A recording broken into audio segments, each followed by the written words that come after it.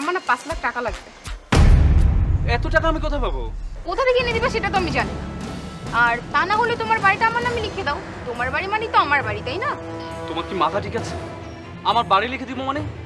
আর বিয়ের আগে কোন ভরসে আমি তোমাকে আমার বাড়ি লিখে দিব? বিয়ের আগে আমি যে তোমাকে আমার বাড়ি লিখে দিব, তারপর যে তুমি আমাকে অস্বীকার করবে না, তার কি গ্যারান্টি আছে? বাহ, এখন তুমি ভরসার কথা বলছো? বিয়ের আগে তোমার সামান্য বাড়িটা আমার নামে লিখে দিতে পারছো না, আর আমার সারা জীবনের সম্মানটা আমি কি করে তোমাকে দিয়ে দিই বিয়ের আগে? কি বলতে চাও তুমি? আমি বলতে চাই, ভালোবাসার প্রমাণ দিতে রুম ডেটে যেতে হয় না, ভালোবাসা দিয়ে ভালোবাসার প্রমাণ দেওয়া যায়।